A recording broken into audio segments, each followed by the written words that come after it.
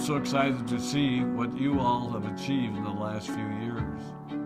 Your growth has been incredible, and I'm grateful for all of your hard work and sacrifice.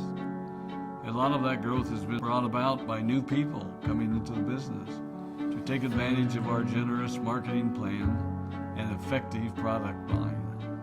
So I thought I would take just a moment of your time to share with you a little bit about where Forever came from and where Forever is going. I've heard people describe this as our culture, but I think it's simply who we are. Several decades ago, I was an executive for a real estate development company called Del Webb. And at that time, there was a lot of excitement about a new business concept.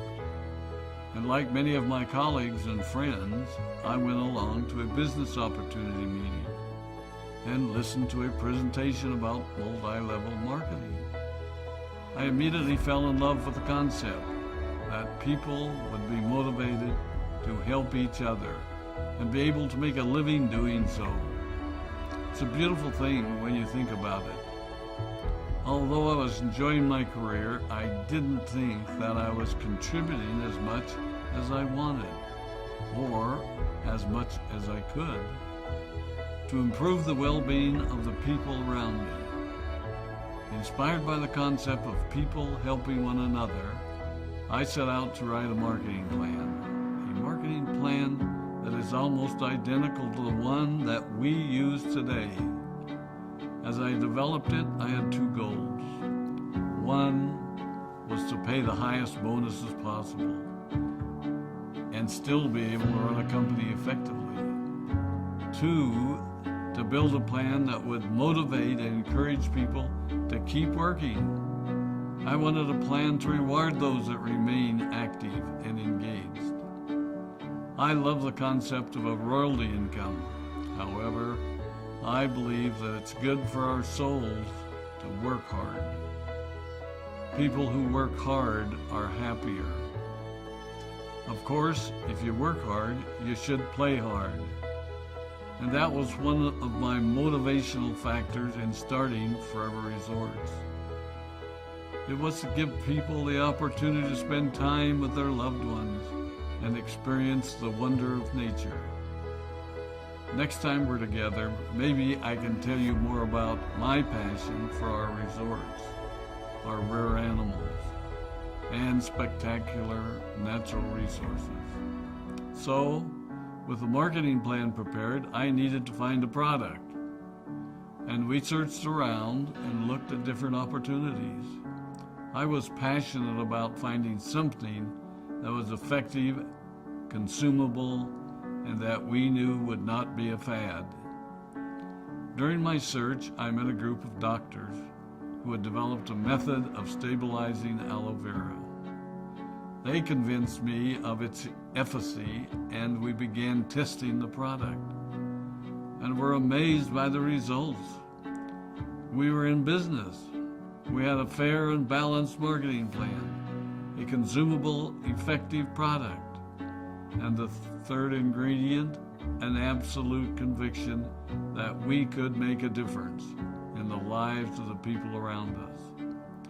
And while it might have been a bit presumptuous, we honestly believed that we could make a difference in the world.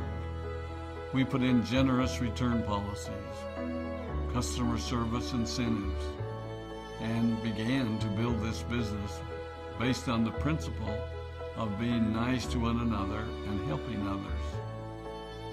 The success was incredible, and we grew rapidly until Christmas of 1982. I was sitting at home with the family, and the phone rang. They informed me that there had been a freeze at our aloe plantations in Texas, and that all of our aloe was destroyed.